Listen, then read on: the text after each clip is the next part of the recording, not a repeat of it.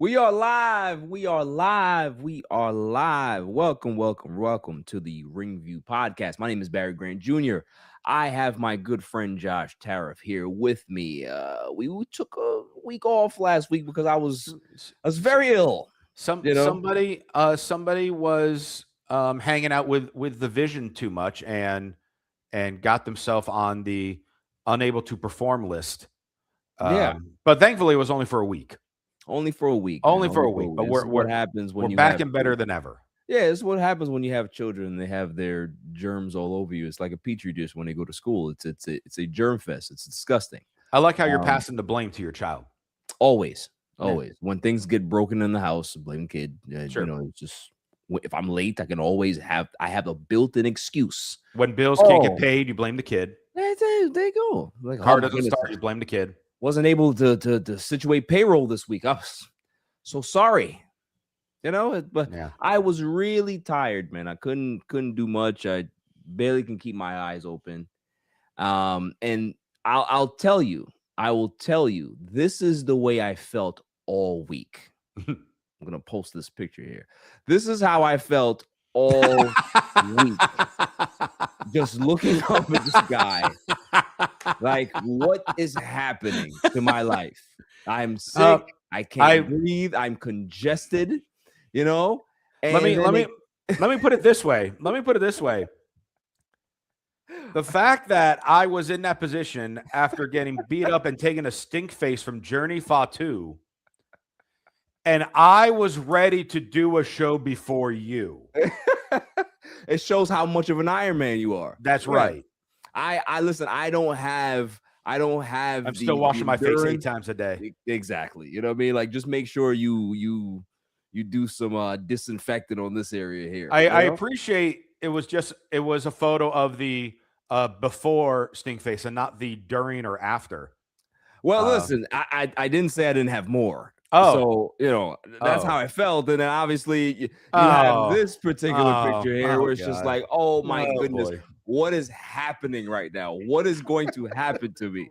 My good friend. I didn't like this. When I was watching this, I was like, how can they do this to my friend?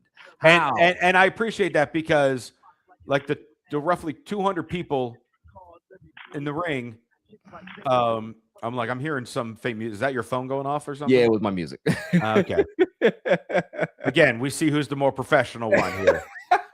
I've had a week off. Okay, I'm rusty.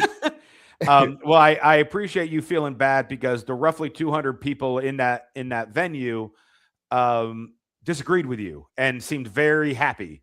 That was about to happen. They were definitely happy. I mean, as soon as he got in position, everybody started cheering. And this is the one I didn't like. Okay, come on, don't do this to my friend. Don't do this. You don't like it, okay? Journey Fatu, I'm telling you right now. All right, don't do that to my friend again. All right? I'm not going to tell Journey Fatu to do anything. I mean, he can do whatever he wants. He's a good man. He's a nice man. Well, I'm protecting my friend. All right, Christian Rosenberg is good for me. All right, don't you do anything to my friend. We are good friends here. He might be a heel. He might be a dastardly person, but he's good to me. Okay, so we're not condoning those things here. But how are you, my friend? Like I said, it was a good show. I mean, aside from that, I'm doing well. You did, but listen, I loved every bit of that show in regards to how you performed. It was great. It was old school 90s heel manager stuff, and I loved it. Thank you. Those of you that are interested in seeing that, you can actually go. Now I'm going to mess up the official website, so I'm going to get it right here. As far as Steel Cage, Steel Cage Recordings is the company that recorded the event. Yeah. But I always forget there's a separate site to actually watch the SoCalWrestling.tv. Nice. SoCalWrestling.tv, and then you can look up the last Wrestling from Burbank show, which was called Love Struck. Yeah, Love Struck. And that is where my anomaly Alex Ace went one-on-one with the Odyssey of Death Journey Fatu of the Fatu Anoa'i Samoan Dynasty family. Really good And match too. it was fun. It was very, very fun time. Always enjoy working with the guys who wrestling from Burbank. And very, very fun match. First opportunity to really work that close with Journey Fatu. And I mean, very close, I guess you could say, with Journey Fatu. And well, no, it was a blast. Yeah, so good times aside from having a 300 plus pound Samoan ass in my face. Indeed, indeed. So yeah, we're gonna get into some of this WWE stuff.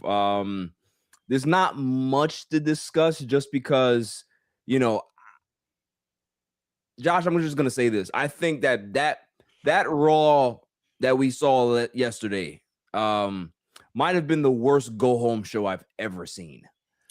It's up there with one of the worst go home shows we will ever see. Well, it was unusual because they, just like the scheduling of everything, because they decided the go home show before Big PLE would be centered around AJ Styles' farewell. Because obviously, if it's centered around someone's farewell, you're not going to do a bunch of stuff to build into other events because you're focusing on that. Correct. So, and it just also, because it also happened to be in AJ's hometown. So I get why they chose that event.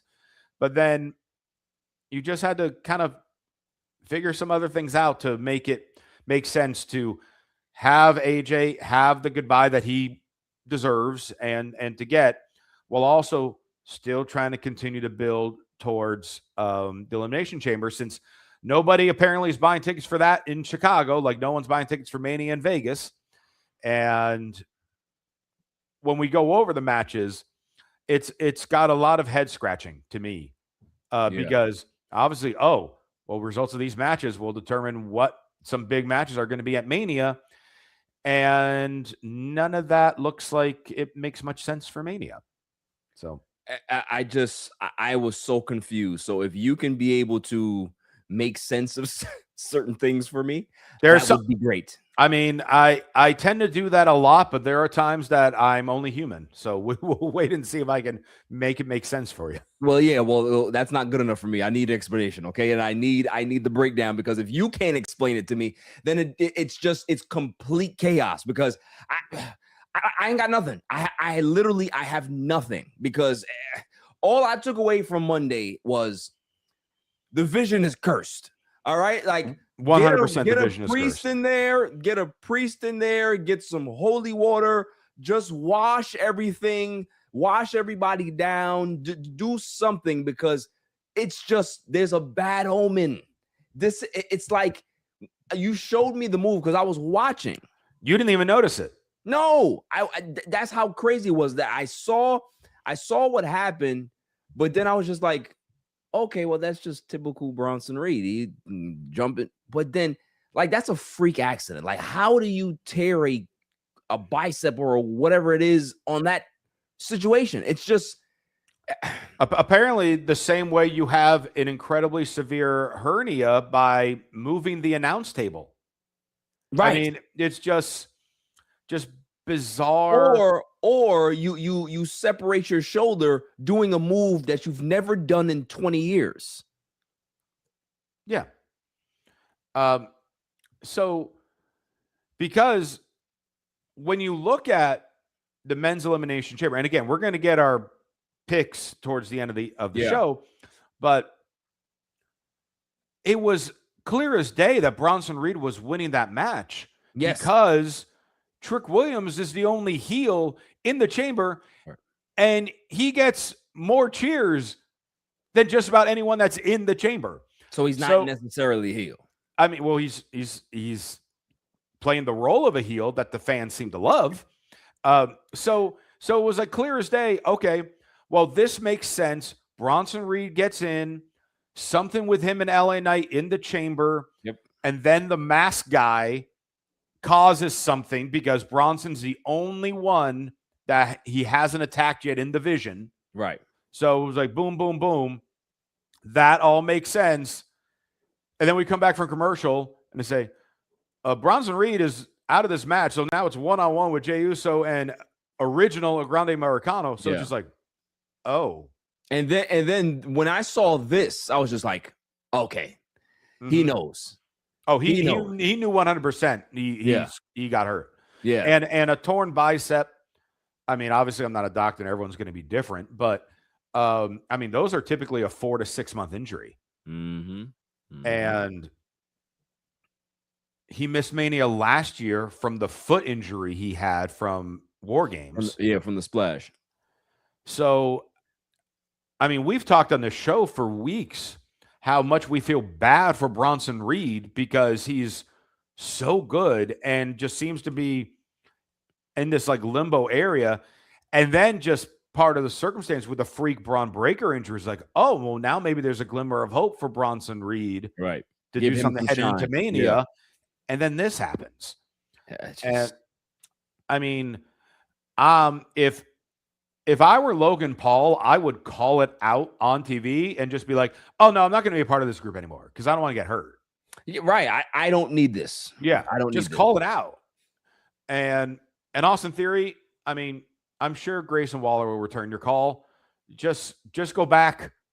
Like, you know, neither you need this right now because we can't have you guys getting hurt as well. Right. So this obviously now throws Jey Uso wins the match where there I kind of disagree as well. I mean, obviously Jey is the popular choice and that was the go-to audible in that situation. But if you did have Grande Americano win the match, then you could have at least had the other Grande Americano do something at Chamber to cost him the match. Yeah. Because they're not having a match at the Chamber. Right.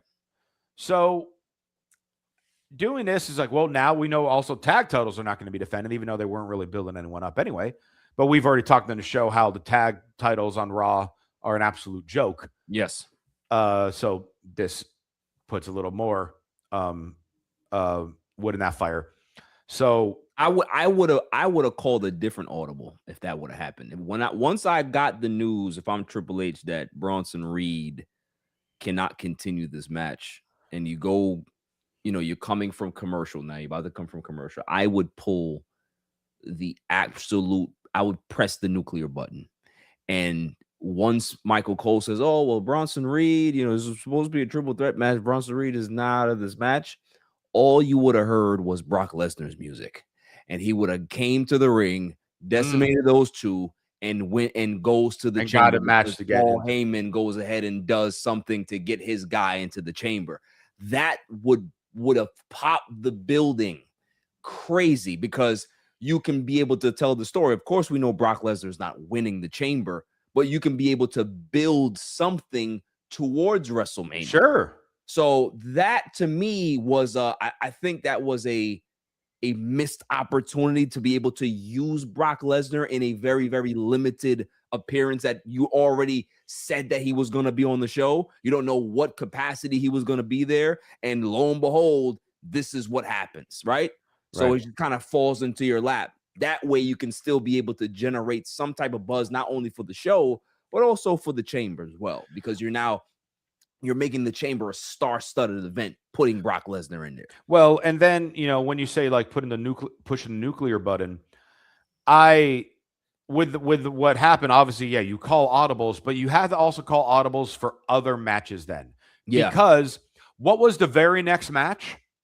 Maxine versus Natty. Yeah. That ended due to referee stoppage from Maxine suddenly being knocked out and taken out by trainers. So now you got back. So now you had, now you can't do that. If you had that planned for that match, right? And then you had the legit one in the match prior, you had to change. You had to completely change the finish. Like I don't care if it's you just change it to be a DQ, count out, whatever, or just them fighting. Like you said, DQ. They're just rumbling and they're not even paying attention to the ref. Sure, fine. Yeah. But yeah, because then all of a sudden, oh, this person can't continue. Oh, now this person can't continue. Right. So now all of a sudden you got the fans sitting there. It's like, this person can't continue. This person can't continue. Now Brock's out here just talking. He doesn't have an opponent. Punk's out here talking. Roman's not here. This and that. And we kicked Gunther out of the building to start the show. Yeah. And so it was it was just a domino effect in a very, very bad way for a go home show. Yeah, just to go ahead and go back to what you were talking in regards to like them choosing this night to be able to pay homage to AJ Styles. Like, I understand that it's his hometown. Great. But you have a go home show to promote. Like, no disrespect to AJ Styles, but what's more important right now? Like, you could have literally did what you did at the end as a video in itself, as just a WWE YouTube thing that would have just popped and did a lot of numbers. Just a social media thing where Undertaker just shows up to his house, right?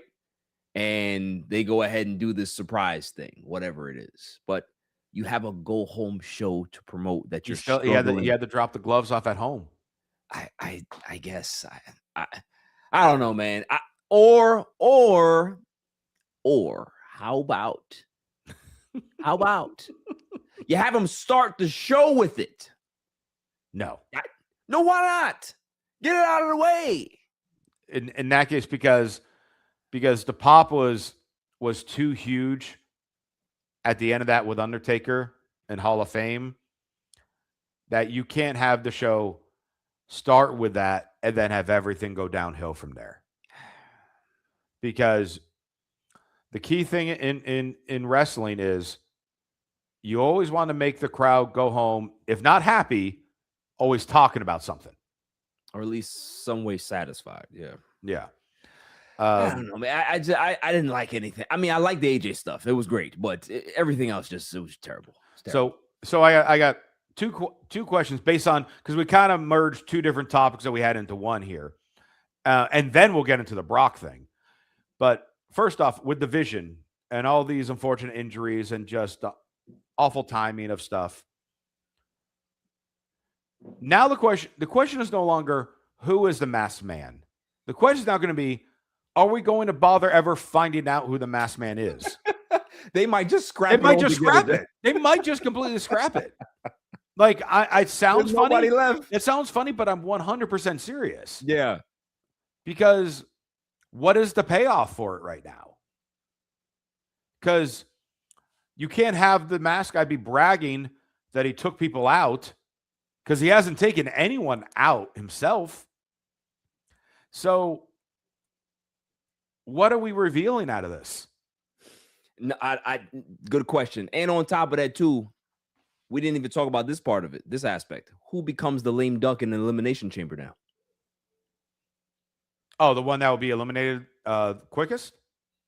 In regards to his storyline is now dead. Oh, yeah, his storyline. Oh, yeah, that storyline is over. The Vision storyline. LA Knight, it's completely dead.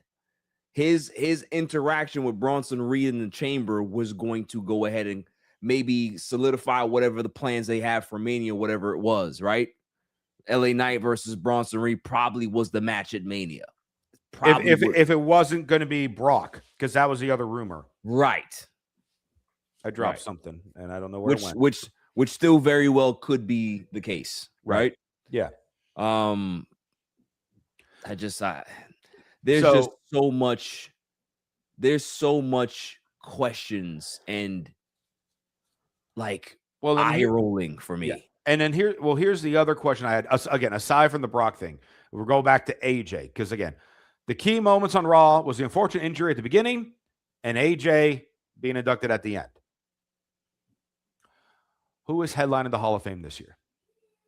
Who's in it so far? AJ and Stephanie. Oh, by default, it's going to be Stephanie. Exactly. How angry is everyone going to be if Stephanie is inducted last?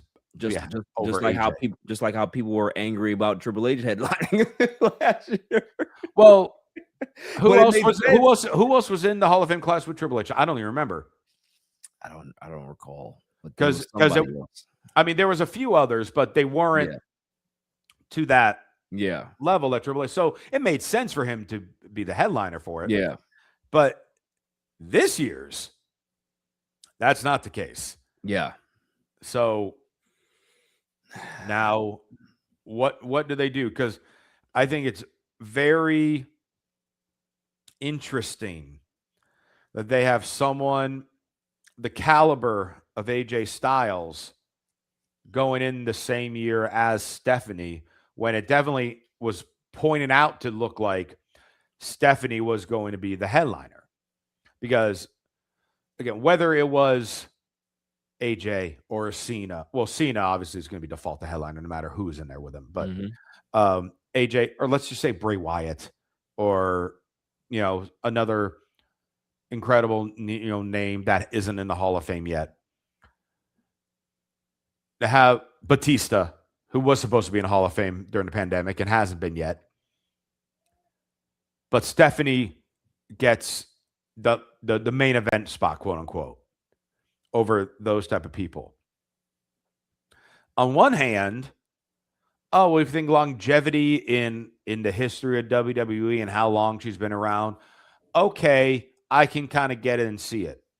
But obviously on the pedestal of the wrestling and the accomplishments as a wrestler and a sports entertainer, well, no, there's no reason at all that she should be after any of those people. Yeah. So, agreed. so I just sincerely hope that this year's Hall of Fame ends with AJ Styles being the last one. Yeah, listen, as much as I tend to give WWE hell, if they go ahead and continue on their original plans of making Stephanie the headliner when you have AJ Styles there, then they will become not only incompetent in regards to how they do things and put things together, but they're also tone deaf.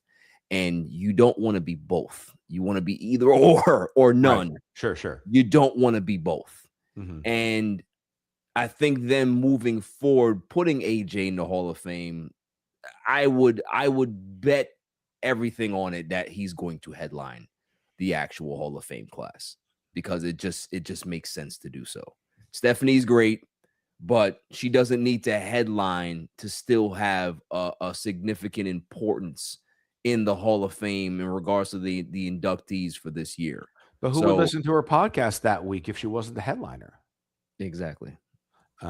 She has a great podcast, though. I like the podcast is actually very good. It is. It is very good. Yeah.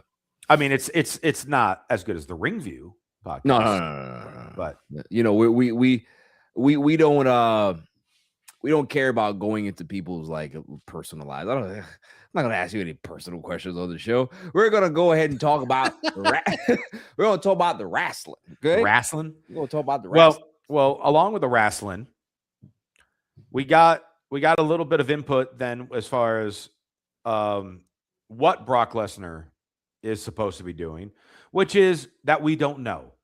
That is going to be an open challenge of some kind. We got the dates of what Raws he will be at. Consecutive as well. There are a few that were consecutive. Yeah. But he has like the next like 2 or 3 off. Yeah. Before he starts showing up again. So they were kind of trying to call out, all right, who wants to dare step up to Brock Lesnar? And no one came out. So this leads me to feeling almost convinced that the person that he will face will be LA Knight. And the reason that I got to that from this is because LA Knight wouldn't come out now to challenge him at Mania because LA Knight has the Chamber. Right. Because if he wins the Chamber, well, then we know what he would do. So then the first Raw that Brock is at after the Chamber, where LA Knight, let's just kind of assume, does not win, even though it would be really cool if he did, then LA Knight would come out to answer the challenge, and then they set that up. But the issue with this is really threefold. One, you issued an open challenge and nobody came out, which just buries everyone in the locker room saying no one wants to step up to Brock Lesnar. Number two, let's say we don't have any response to the open challenge until Mania itself, where then he's in the ring, kind of like how Orton had the open challenge last year due to Kevin Owens' injury. And it ends up being Joe Hendry again or something. But that would be hilarious if all of a sudden it was Joe Hendry against Brock Lesnar. That would be absolutely funny. But all of a sudden you do that. Well, now in what could most likely be Lesnar's last WrestleMania he competes in, since the rumors are that he's retiring into the summer, that you're not advertising and hyping up the matchup with whoever would be. So then if you're really trying to sell tickets, you need a big matchup for Brock Lesnar. If you don't announce whoever the opponent is, then you can't hype it up. And then the third part, let's just say that first Raw after the Chamber, he's there again, and still nobody comes out to try to accept the challenge, per se. Well, as weak as everyone looked by not answering it this past Monday, then it's going to look even worse because, like, oh, now the entire roster has had 3+ weeks to think about it. And no one wants a chance to have a marquee WrestleMania match.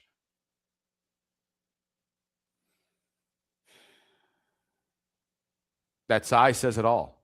That sigh you just gave said everything. They're in a lose situation right now with the Brock match. I hated everything about this. Everything about it. Because, first off, even if it is LA Knight, what is it doing for LA Knight? Nothing. Because here's the other thing. How many people realistically will beat Brock? The only one that would make sense is Oba. That's the only one. Oba or Royce Keys. Or Royce Keys. You can make that one work. But like you put LA Knight against Brock Lesnar, it's gonna be a squash match, and who wants to see that? Mm-hmm. Like, seriously, if you're going to do this, you can only go two ways. It's either going to be one monster or another monster going against another monster, and that's it. You can't put an LA Knight in this situation. It just doesn't make sense. No. It really doesn't. Because the only people that make the most sense facing Brock Lesnar pretty much over the last 10 years are either people that can match his power, which LA Knight cannot. I mean, there are very few who can.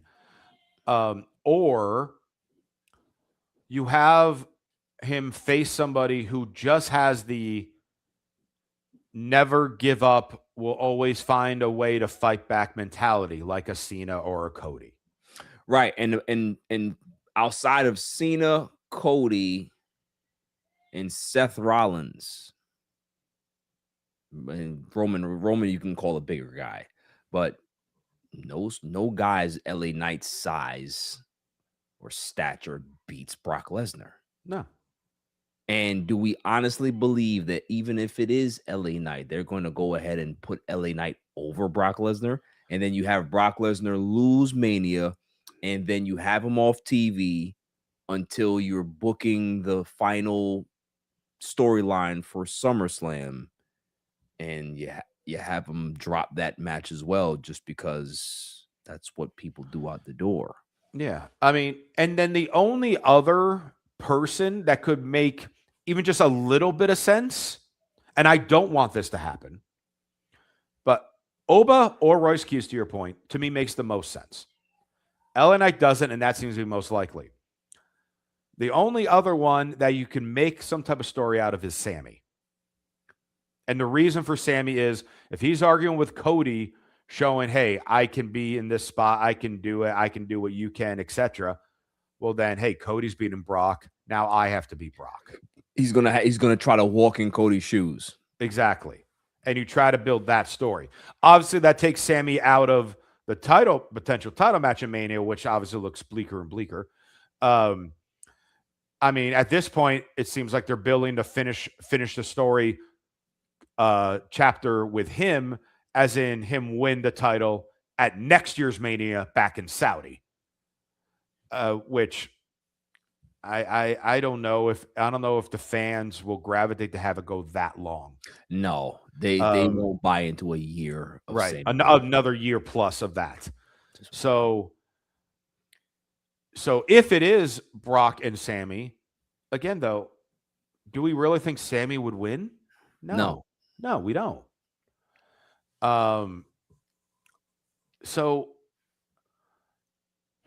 your idea of calling the audible, of just getting Brock in the chamber, would have saved a lot. Then you would have avoided this terrible promo for the open challenge. Right. You could have set something up with LA Knight. Right. That's the only way that it would. If you had LA Knight eliminate him somehow. Right. And then Brock Lesnar just goes crazy and just beats the hell out of LA Knight, takes him out of the chamber. Yes. And now you have your feud for Mania. That's fine, right? Yeah. You know, LA Knight still probably won't go over in that match at Mania, but at least but you have the reason to build up the match. There's some animosity there, rather than you just say, I'll take it. Like, it's just like, is this what we're resorting LA Knight to? That he's just like, he has no match, so he has to take this match. Like, it's just, it doesn't make sense. They should have just called the Monster Audible and just had him squash Jay in Americano and just get into the chamber. That's what they should have did. Yeah. So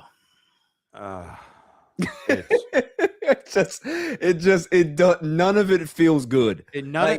Like when was the last time? Because I know there have been years where we were kind of questioning builds to some of the Mania matches and stuff like that. Last year. Last year there was still some that I was definitely interested in watching. Because I was definitely intrigued with heel Cena versus Cody. Yeah. I was definitely intrigued rooting for Dominic for the IC title Fatal 4, which he ended up winning. Right. I was definitely intrigued for Rhea, Io, and Bianca, which was the match of the weekend. Yes. And I think there was maybe one or maybe two others, but definitely one other that I was interested in. It's just, and again, and I know some of these matches that we're going to question to build, the match itself or whatever happens, the wrestlers are going to bring it and they're going to do a great job. Yeah. They're going to perform. It's just obviously the intrigue and wanting to watch it. Right. That's like 75% of wrestling. Like the build. Yeah. The build is what makes people invested into the match. Like sometimes the match never performs as much as the build, but we don't care, right? It's about the you know, how you feel going into it. Like everybody's having conversations. Who's this? Like, well, where can they go? Like, what's gonna, like, that's what is the intrigue about the storylines heading into a big event like a WrestleMania or a SummerSlam, whatever it is. But there is nothing like for me, it's like, you know, we talked about 2 weeks ago the whole AJ Becky thing, and I was just like, this is bad. Like it just was bad, and they continue on with this now to the point where AJ has to win at Elimination Chamber, just because you're not going to put the belt on her long term, because she's not a full-time performer, and we don't need another part-time person having a title. So you have to let her beat Becky at Chamber, and then Becky takes the title back at WrestleMania. But please tell the story properly.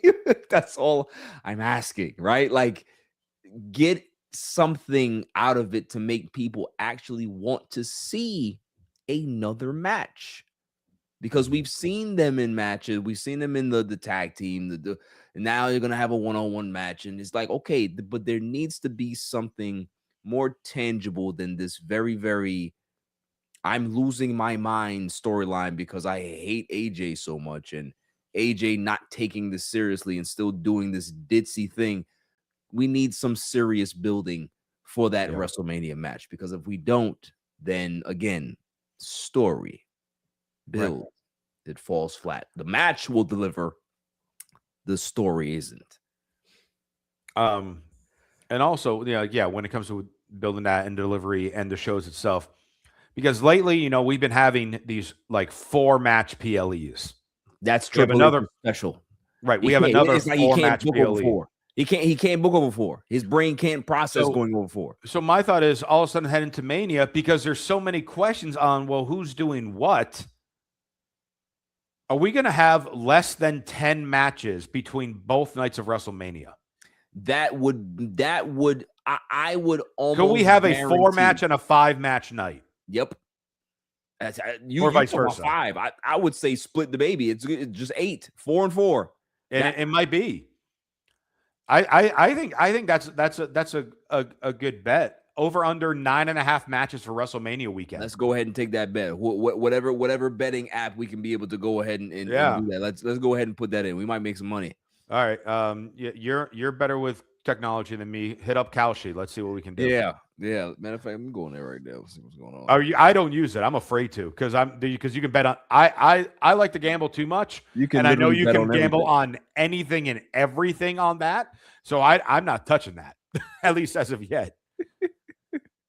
Let me see what's going on here.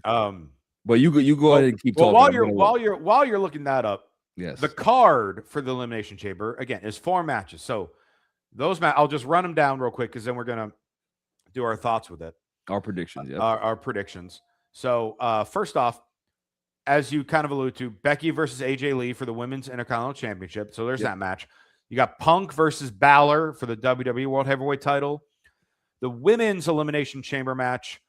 Tiffany Stratton, Rhea Ripley, Alexa Bliss, Asuka, Kiana James, and Raquel Rodriguez.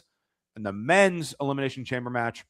Randy Orton, LA Knight, Cody Rhodes, Javon Evans, Trick Williams, now Jey Uso due to the Bronson Reed injury. The unfortunate. So the most important question headed into Elimination Chamber is Barry Grant Jr. What's in the box? What is in the box? What's in the damn box? Is it a what or a who? Right? That's what because that's the thing. At this point, it may just be a what. It may not even be a person. Or if it is a person, give me Danhausen. I mean, if it's a person, it's gonna be Danhausen or Jericho. If it's a person, it'll be one or the other. Give me Danhausen. At least Danhausen is gonna make me smile. You know? Here's very evil. This is based on how WWE has been right now.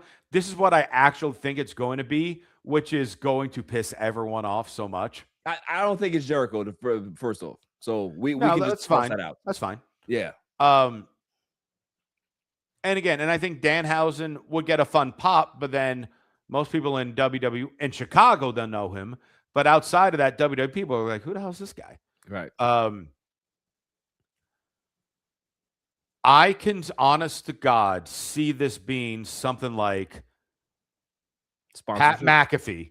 Oh my God. And all he does is he comes out there to announce that Chicago is getting like next year's SummerSlam or something like that. Right. It's just an advertisement for something coming to Chicago. Yep. It is nothing big for people to like expect, this storyline or some debut. That's not what this is. I would love it to be a debut. Yeah, it's not. And especially if someone that we did not name. So it like is a big surprise to us. Like if all of a sudden Britt Baker comes out of that giant box, that would be something. You're giving me a weird look now.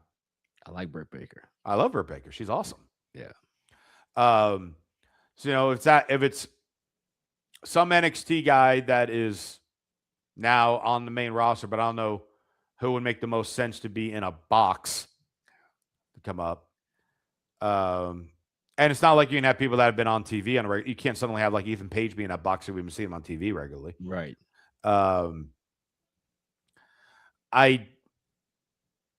don't think you would do something with Bianca coming out of the box because obviously she's now finally had her finger surgery and is recovering from that. Who knows however long the recovery is, but yeah, you wouldn't have her come out of a giant box. No. So, yeah, if it's not a Jericho or Danhausen, it's going to be just something for marketing purposes. Absolutely. And I'm telling you, some for the 2K26 game. I don't know. especially in Chicago, they may pop for whatever announcement it might be for them, but the boos are going to be so profound. Well, and it has to be for something for Chicago. Like if it happens to just be someone for 2K26, Oh my goodness. people are going to leave. Yeah. Like they'll just walk out. Yeah. Yeah.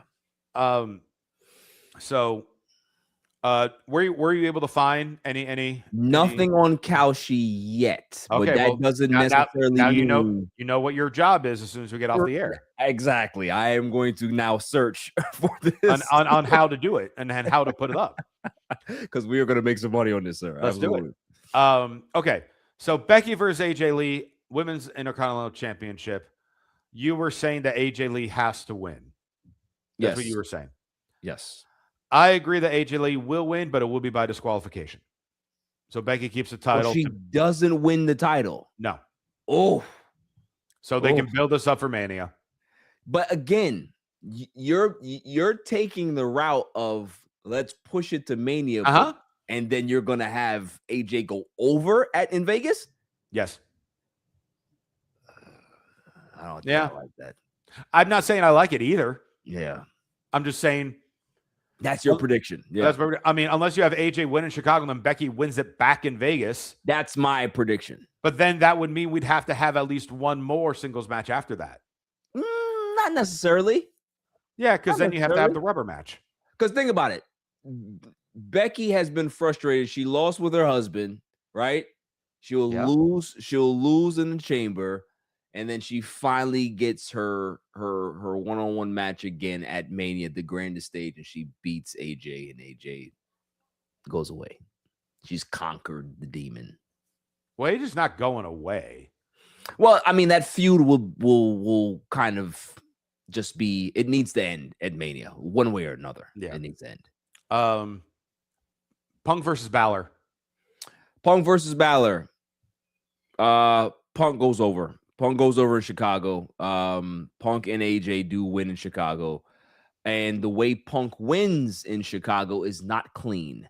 You will have JD Madonna, or you will have Dominic cost Finn Balor the World Heavyweight title. And that's what's going to build the match, Intercontinental match at WrestleMania, where the Demon comes back and he haunts JD Madonna and Dominic Mysterio. Would it be because of a miscommunication? Because obviously if they come out and intentionally help Punk, then it'll make Punk look dirty. No. Meaning that like they're going to come out and fake like they helped him, right? Okay. So there'll be a miscommunication, yes, but then they'll reveal their true intentions while the match is still going on. You know what I mean? Yeah, I got you. Yeah. I mean, that to me is the most sound, logical way for it to end, as you described it. Yeah. Punk win. The final straw with the Judgment Day, they turn on Finn so he can fully make the face turn. Start to feud with Dominic for Mania. I need chaos. Explain. What kind of chaos do you need, my friend? I need Finn Balor to win the title. Oh my God. I need him to because you're going back to that plan you talked about 2 weeks ago. You are an insane, man. Oh, I know, because I know what you described as 100% going to happen. I'm not saying this is what's going to happen. This is just what I need to happen. All right. Because if you need I need you to map it out. That's what I need. I need to map it out for me. Yeah. So you need to build intrigue for WrestleMania because obviously we all know the intrigue ain't there. Yeah. Hey, I mean, outside of the intrigue is there for Punk Roman. Yes. But Roman is barely there. Yeah. So if all of a sudden you have Balor win the title, then everyone's just like, wait, what's going to happen? And Roman is laughing. Punk is panicking. So you could even do things like when they heavily are promoting when the wrestlers are appearing, that doesn't mean that's the only times we're going to see them. Right. That's just make you think that that's the only time we're going to see them. So what if you have the Judgment Day show up to and try to help Balor, and they fail and they screw up, but then Roman pops out of nowhere and Superman punches Punk, and Balor takes advantage of that. So the Judgment Day didn't help Balor, but Roman inadvertently did. But why would Roman do it? Because Roman doesn't feel Punk is worthy of being in the main event of WrestleMania. So then Punk panics, has to use his rematch clause, whether it's that Raw or like the week after, like we talked about a couple weeks ago. And Roman tries to intervene again. Punk counters it this time. Judgment Day screws up. Punk gets the title back. So now we're back on track with that. And now we build to Dominic laying it in on Balor. You always fall when the match is big, when you under the pressure, you can't do it on your own, blah, blah, blah, blah, blah. So you still build that. You still got him the shocking win and the title reign. So you're putting the onus now on Balor knocking Dominic on his ass and going out of the Judgment Day that way, rather than them screwing him and him getting revenge. Well, Dominic is the one you like talking trash, and Balor and then Balor stands up for himself with it, and McDonough clocks him, and then they gang up on him after that. Okay. I mean, listen, very exciting. The only part that I don't like about that entire thing is the logic. No. The logic is sound. It's just that I hate to give Finn the win and then have him have to turn the belt over the night after or another week, because now he's had 2 title runs that haven't gone anywhere due to whatever it is, right? Which adds the more intrigue in his character. Because let's be honest, there is not a person on this planet that believes Finn Balor's going to win, right? Especially in Chicago. So it's especially in Chicago. Yeah. But you know who would be all about having him win the belt in Chicago? CM Punk. Why not? Why not all of a sudden add that much chaos, even if it's just for a week? Yeah, CM Punk would love that. He would love that. Even if it's just for a week. Because now you build up 2 title matches based on 1 match. You can build up 2 feuds, and then you get mic drop CM Punk on Monday night. You get a mic drop CM Punk. You get Roman laughing. You get Balor on one hand celebrating, on the other hand, hey, I did it without the Judgment Day. You guys almost cost it to me. Yeah, which then leads to the other stuff, and then. This then builds Balor Dominic for Mania. Balor wins the IC title there.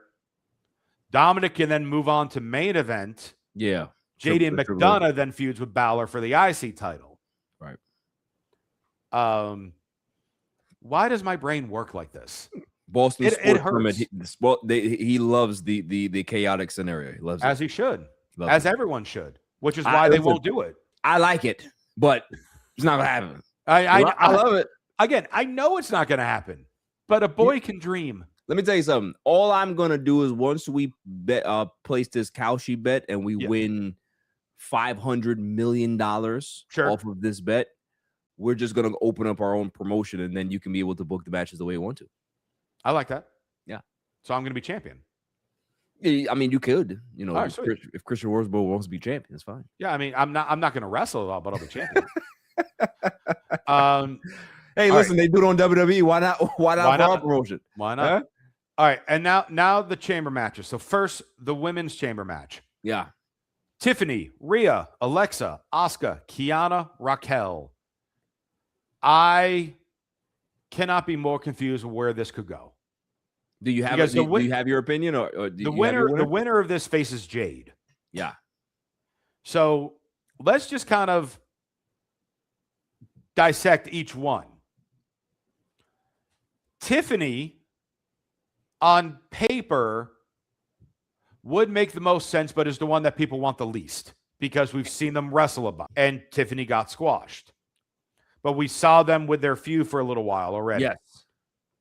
So, again, storyline-wise, makes the most sense, but nobody wants it. Rhea Ripley, people would want that one the most. 100%.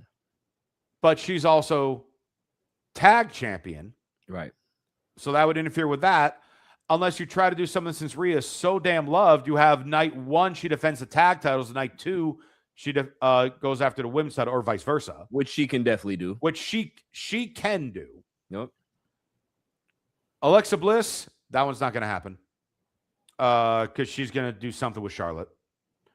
Asuka, not going to happen. Because she should hopefully be doing something with Kyrie. Because I'd be excited to see that. Kiana James, wild card, is low-key the one I want. Yeah. That's the one I want to happen. Because all of a sudden the story has been pushing for Julia to get multiple titles. And then let's say Kiana wins, Julia can be like, good, you did it. Now you give it to me to get the champion. And Kiana's like, but I won. I did this. Yeah. I did this. And then you can build all that because the crowd is getting more and more behind Kiana James. She's good, man. She has improved drastically. Yeah, she's good, man. And then Raquel Rodriguez. Big sexy, big mama cool. It would be intriguing. But then you also have heel versus heel. And how does this impact the story with Liv Morgan going after the Raw title if Raquel is then spending time with the SmackDown title? Right. So all that said, none of these sound the most appealing to me. Well, but the one that I'm going to choose is Raquel. Okay, you're going with. I'm going to go with Raquel. So you could try to build that all is right in the Judgment Day, because you got Raquel going for the women's title on SmackDown, Liv going for it on Raw. Now, this means either Raquel or Jade would have to turn babyface between now and then. And it would probably be Raquel. Yeah. But then at the same time, I don't know if I want Raquel to be babyface. No, because her babyface doesn't work. It just doesn't work. So that's why I'm just like so much in dis. You know what? Screw it. I'm just going to be what they want and just say Tiffany wins. I have my pick, and I'm so glad you didn't pick her. You're picking Rhea. Nope. Oh. I am picking Alexa Bliss to win the chamber. See, I think that one makes the least amount of sense. So explain yourself. Explain yourself. Yeah, there you go. Alexa Bliss wins the chamber. They have been already teasing Charlotte and Jade. Correct. Alexa Bliss wins the chamber. It now severs the relationship between Charlotte and Bliss, because Charlotte is obsessed with getting back to the main event of WrestleMania, and she will step on whoever she has to be able to get there. So now you put Charlotte back where she's supposed to be in regards to being the heel that everybody wants her to be. And you go ahead and you create that dynamic while Jade is just out there hanging out. And what ends up happening is that she finds a way to get herself into the main event match with Alexa and Jade, triple threat match for the women's championship. And that's what I get. Like it. I absolutely love that, with one twist. Yes. Alexa's the one who turns heel, not Charlotte. Okay, so you want to. Well, we haven't got heel Alexa in a minute, so maybe that would work. Right. And now people are sick of heel Charlotte, and now she's finally over as babyface thanks to Alexa. Okay. So this could be the type of thing that would help. This could be the type of thing where if Alexa were to win, Charlotte could actually act legit happy for her. Yeah. And then Alexa can be like, okay, now I'm done using you because I finally got to where I wanted. Need you. Exactly. I got exactly and what I Alexa's needed the out one of who you. turns. Okay, I like that. But either way, we get a triple threat match and we get a banger at WrestleMania. I'm totally fine with that. Yeah. I'm absolutely fine with that. Thank you for making this match feel like it could be worth something. Yeah, because the thing is, the reason I think the women's chamber is going to be a lot better than the men's chamber, just because you look at all of the contestants and how you laid it out. It's like, I don't know which one feels like a favorite. None of them do. Right. But that's why pulling this particular move would make it so much more intriguing to have her win the chamber. Yeah. All right. And then the men's chamber. Chalk. Okay. Randy Orton, LA Knight, Cody Rhodes, Javon Evans, Trick Williams, Jey Uso.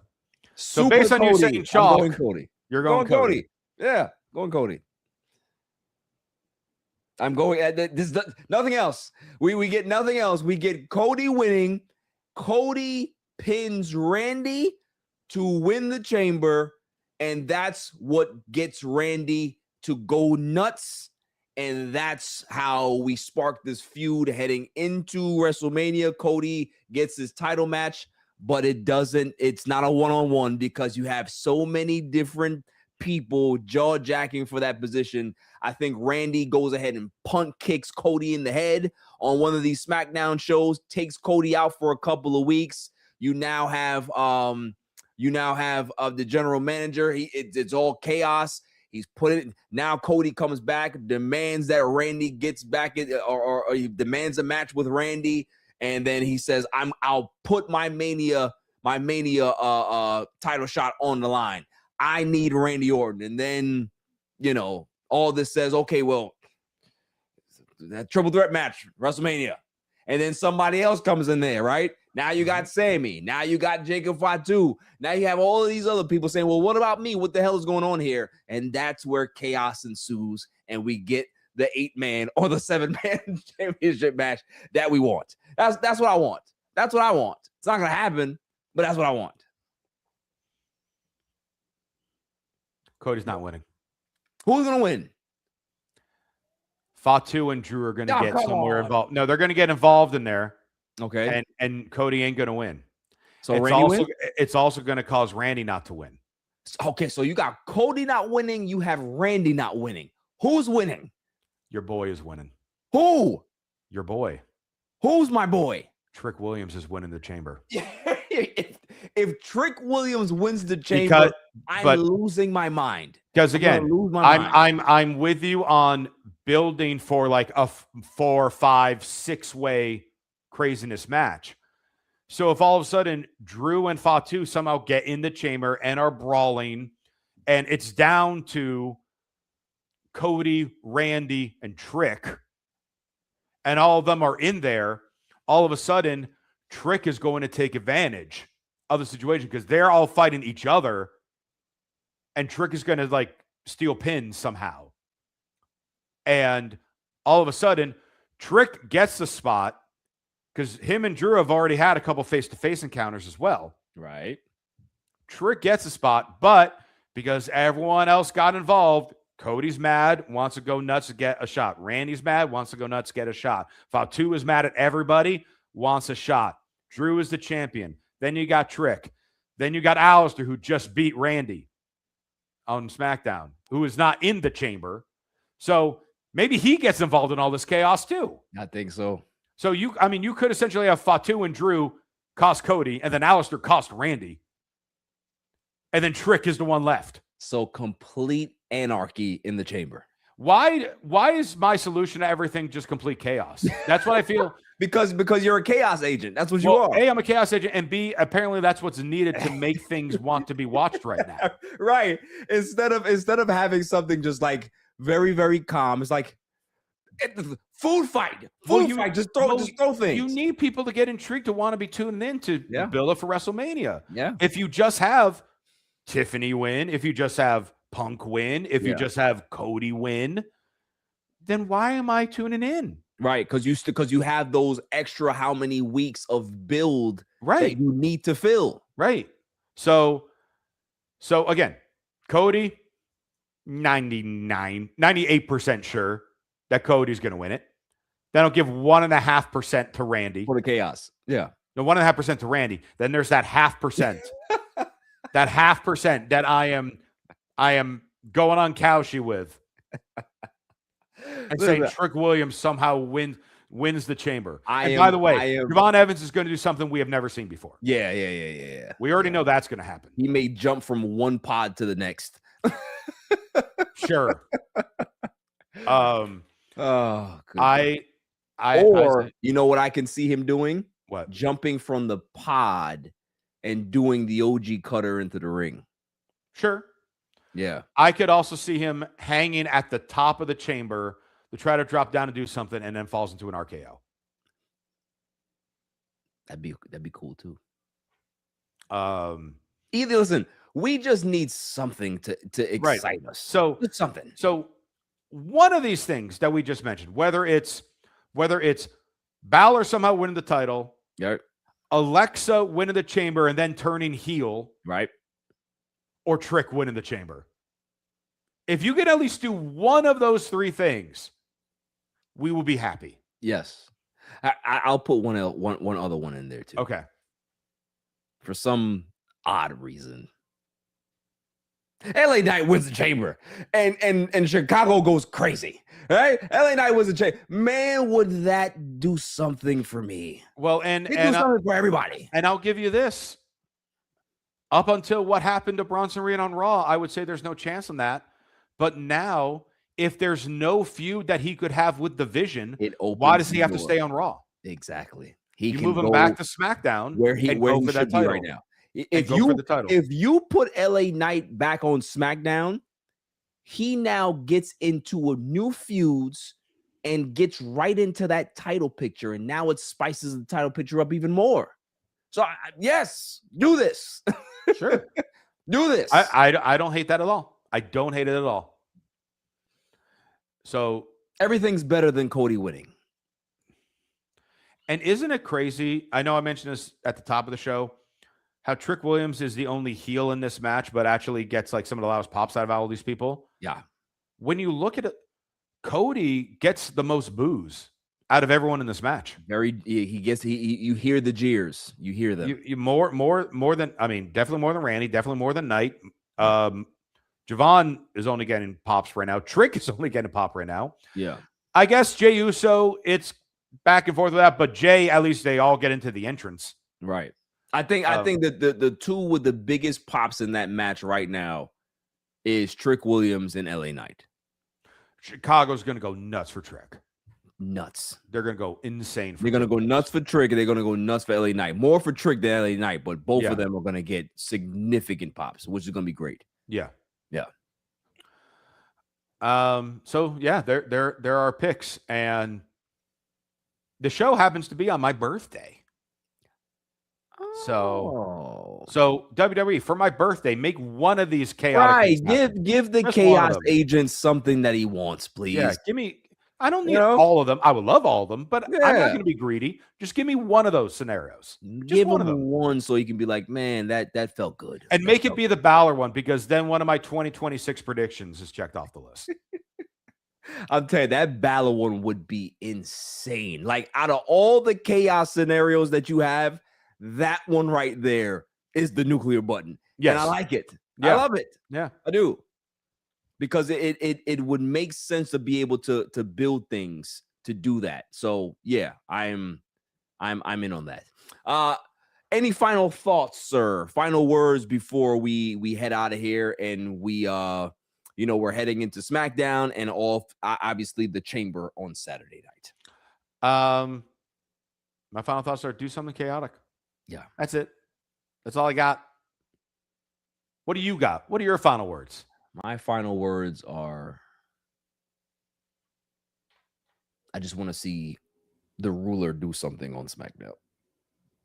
Give me the Ruler. Doesn't he? Does he not have a match already? Does he? Maybe not. I don't know. I mean, I know Now they were teasing him have a match like next week or in 2 weeks with Rusev. I like that. But I want that to be an actual feud. I don't just want it to be a one-off. Yeah, yeah. But I hopefully, I think I said when he debuted at the Rumble, I want Rusev to be his first feud. Yeah. If he was going to be on Raw. You might get it. You might get it. Maybe. So that is all for the Ring View podcast. Good episode. Good episode. We got a lot of stuff off, a lot of frustration. But also we are hopeful that we're going to get some type of shock value, because as wrestling fans, shock value is always good. You know, we got that last year at the Chamber in regards to John Cena turning heel. So shock value is always good on the road to WrestleMania. Shock value is good anytime you give it to us. So we'll see if Triple H decides to not be Sesame Street Levesque and go safe, you know, dive headfirst into the base. Like, and just be safe. Like, just do something in Chicago that's going to make those Chicagoans happy, make the fans watching happy, and build something intriguing outside of one friggin' match for WrestleMania. That's all we're asking. If you're going to have 2 nights, make sure that you're booking it accordingly. And that's all we ask. So until next week, stay safe, stay cool. Peace.